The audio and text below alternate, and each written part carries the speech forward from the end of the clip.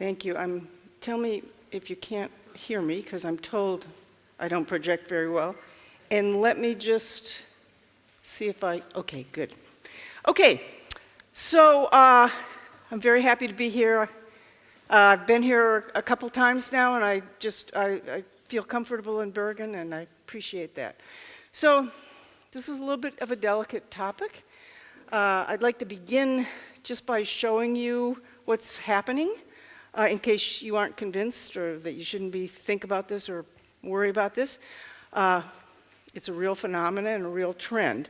Now, I realized I had a kind of classic journalist dilemma in making this presentation because I wanted you to have some images, but I didn't want to expose you to anything that you hadn't expected or hadn't willingly agreed to.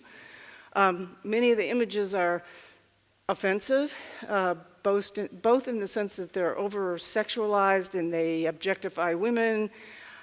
So I tried to be careful about what I selected, and I hope I haven't, I don't think, but I hope I won't offend you. So the first thing is this slide. This is from the cover, as it says, of New York Magazine in May of last year, 2018.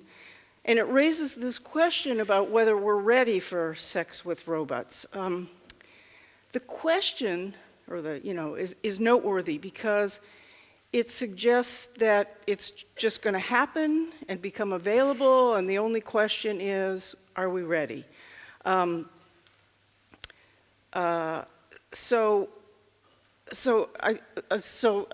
The question is something I want to talk about. It bothers me because it assumes that technology just develops, and then we choose, and then there's no choice. Society just sort of follows. It doesn't ask, should we want this? It doesn't ask why we should want it. It doesn't even consider that it might not happen. It just assumes it will happen. So the formulation of that question kind of belies or exhibits a kind of a problematic notion of technology, and that's what's called technological determinism. So technological determinism is the view that a society's technology just happens, comes out of nowhere, comes out of kind of isolation, and then determines, whether you like determines or causes or leads to, results in changing society. And it also applies that, affects cultural values in the process. And it implies that technology is not uncontrollable or not controllable. So the contrary view, so that's the view that I think is laden in many of the representations, many of the media representations of sex robots. And the opposite view, which is sort of too complicated and I suppose sophisticated for people to understand, is what we'd call the co-shaping view, the view that it's not just a one-way technology determines society, but it's also that society, at the same time, it's a kind of back and forth between technology and society. So it's called the co-shaping view. But just to give an illustration, if we go back to this, to the first image, if you've thought about it, it's unusual.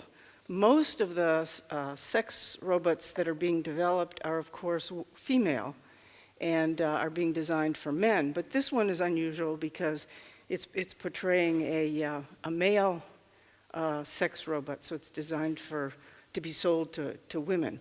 So that's telling in the sense that even that the development itself of these robots is shaped by society, and it's shaped by gender relations that already exist. So now let me give you some real images. So this is a picture of what's called realbotics. Oops, sorry, I forgot I had gone. There we go. This is actually the website for Realbotics. And the reason I wanted to show you this one was just to show that they sell the dolls not just for sex, but as companions. Again, this is a kind of toned down image. And by the way, the company that sells that doll is working very hard to make them more and more realistic. So recently they came up with a head. This is the picture of the head, a realistic head, which can be added to sex dolls. And I should have said that earlier. At this point in the development of the technology, really all we have is sex dolls, which are kind of inert. They're, they don't do anything, they don't behave. But Real Sexbotics, the company, has been working on a head, which was recently released. And the head includes a speaker so that the doll, the head, can emit sound. And it's got electromechanical components that enable the robots to move their mouths and their eyes, eyebrows, their necks, to make them more realistic and to make them more responsive, again, to human input. This is the beginning of a trend, the reason I wanted to show you the head. So what you've got is sort of a sex doll industry. It's a big industry. I think it's $18 billion, $15 billion in 2018. And what they're doing is trying to build on the dolls. So they've added a head, and they've also, in the case of, let me see if I've got this, Kinky Doll S, they've also enriched them with tactile sensors, as you can imagine, in response, in relation to the sexual parts of the doll, so that when a user touches the doll in specific places, the doll can emit sounds that indicate pleasure. So in addition to those developments, you've got, and just to show the trajectory, so the plan is to make them more and more realistic using all these different kinds of technologies or different ways, including artificial intelligence. So that's the way the technology is developing, and of course that's not just happening in a vacuum. We also now have brothels where you can, rent out one of these dolls. This is an announcement of the first sex doll brothel that opened in Toronto. That was again 2018. Then they opened another one in September. And then there's just a headline here to give you the sense that it's not just happening smoothly. It's not just that as the technology develops, it gets adopted. You've got, that's another one that's open, and then you've got one in Houston where the headline is, reminds us or tells us about the resistance to the brothels. So in Texas, there's been kind of a controversy when the company needed to get a license to open up the brothel. There was a great deal of resistance, and it actually didn't happen. But in each case, even in Toronto, lots of community resistance to the opening of the brothels. And just to give you a sense, Toronto and Houston aren't the only places. You've got robot sex brothels opening up around the country, around the globe, I'm sorry. Okay. So, while currently the technology is somewhat primitive, as I said, like dolls rather than robots, it's pretty clear that there's a trajectory here, and it's in the direction of more and more sophisticated robots. And there's lots of research going on that has to do with computing and just in general robots that is likely to be taken advantage of in making these things more and more sophisticated. So the real big question, for me at least, is what do we make this? And I put a little emphasis on make because it's not just what are we to think about it, it's that our thinking about it will actually make what these are, what this means, sex with a robot. So in fact, I think you could say that we're now in a process, we globally, but especially in industrialized countries, we're now in a process of kind of grappling with this idea and trying to figure out, what to make of it, how to shape it, what role this will play in our lives. And the grappling, you all know, is because if you watch TV or go to movies or any kind of reading, you'll see that. But especially in science fiction films that come to mind, in TV, Ex Machina, Humans, Westworld, all of those kinds of things. So, although and again, I have my little point here is that the media suggests that it's inevitable that this is going to happen. I don't think it's clear. That is, I don't know. It's still kind of, even if the technological development goes on, as I said before, what is it? What role will it play? What will it mean to have sex with a robot, et cetera? So if you read around in the literature, there are certain themes that emerge. One of the themes is, I don't know if I'd put it just this, has to do with consciousness. I actually didn't keep this in my notes, so I have to look. So, one of the persistent themes in this sci-fi literature and films and TV is that these things will ultimately acquire consciousness, and so some people entertain the idea that in the future you will have your choice between a robot partner and a human partner. The consciousness theme is somewhat misleading, I think, because it implies that we'll cross this line from human to machine, and they'll become one and the same. It'll blur, and I think that's one of the things that sort of bothers me. Let me go on. Another theme is that about marriage. So this is from somebody who thinks that this point about we'll ultimately have to change our notions of marriage. So we have when robots are sufficiently human-like and sufficiently appealing socially to the point where they can act as our companions, why not extend that companionship to marriage if neither party is against it, against the idea? So a third sort of theme in the literature has to do with this human-machine dichotomy and the whole idea of a manufactured goods. So it's clear that, at least to me, that these robots that are being developed, sex robots, are just humanoid robots in general, are unusual in the sense that they're the most human-like artifact that has ever been produced. It's a special kind of artifact, is what I want to say.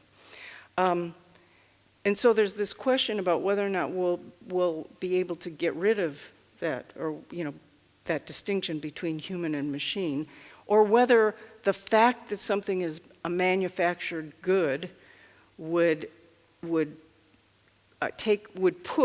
be so persistent that you could never have that blurring. This is what I'm talking about in terms of social shaping. So the future of these sex robots may be shaped by ideas about human-machine distinctions. It may be affected by ideas about marriage, and it may be, that's probably the most, getting myself a little confused here. Just to go back to the marriage one, which I should have spent a little time on, you can see this played out in particular in the science fiction literature, where people are asking the big question about whether or not if your spouse has sex with a robot, whether we count that as infidelity or not. Are you having sex with yourself, or are you having sex with another entity? interesting ideas. Anyway, let me draw this to a conclusion because I want to have some time for questions by saying this. I think this is the time for us to be kind of watching what's happening and actually trying to push back on this idea that it's inevitable and that we just have to figure out how to relate to it, and actually think about how it's being represented as a kind of influencing how it doesn't have to go, but a kind of self-fulfilling prophecy from predictions. Now, you might ask, what does this have to do with transparency, since the conference is about transparency? And the answer is everything, because this whole technology is built on the opposite, the premise of not being transparent, since the whole endeavor is to create something that would lead us to believe that we're interacting and having a relationship with other people, even though we're not. So that's the end.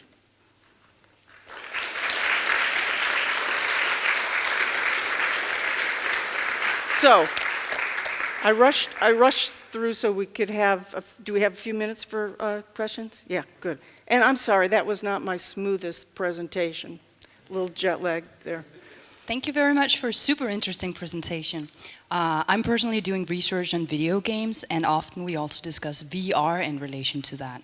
Now, for me, the big difference between the sex robots and something like VR porn is, of course, the physical aspect of it. But I'm wondering, how do you think that relates to this whole problem of transparency that you draw the parallel to? Is there a significant difference because of the hardware aspect, like the material aspect of it, or do we see kind of the same problems apparent in questions of VR technologies developing? Yeah. Good question. I'm not, let me try and see if so I think, without even thinking, the difference between VR and, so the whole endeavor of humanoid robots is to make them more and more human-like. And there's a kind of presence there that's different. Well, this is my take on VR. My take on VR is, yes, it can get more and more realistic, but there's always the fact that you have to put on the headsets or be in some kind of environment where you're at least half aware that it's not real. In the case of humanoid sex robots, the goals, the whole endeavor seems to be in the, to eliminate that. So the endeavor is to have people believe, in fact, and the reason why the sex part is so interesting is because in order, how can I put this? In order for them to be effective, you have to kind of suspend the idea that you're interacting with a machine. So the goal is to not have that any distance whatsoever. Whereas in VR, I think the goal is to not have distance, but just the physical nature of the environment. Unless you have a different view on VR than me, yeah. User, right? I mean, the intentions of use in a way. So many VR technologies now also include the use of like hardware technologies to create a more immersive experience. Yes, exactly. But of course that doesn't, it's not in danger of bleeding into real life right now, and I don't imagine a Ready Player One kind of future scenario, but that's often kind of the dystopian nightmare that we're sold with VR, which I guess is not that different from concerns related to sex robots as present in our physical reality. Yeah, VR, in some ways VR is more complicated because it has multi-purposes or valences, or the environments that you can be immersed in that are wide-ranging. In the case of humanoid sex robots, you've got this purpose, which is, well, it's sex, but it's also companionship and other things, but it's more singular. And by the way, I should point out that I think one of the interesting things that I've been thinking about in terms of the trajectory of development is, now this is going to sound silly, but it could evolve in a way that that sex with robots is just an exotic form of sex, as opposed to what many of the predictions are, that it will become an alternative to sex with humans. And so I think so I think this is much harder to kind of grapple with where it's going than VR, I think. One more? Okay. Afterwards.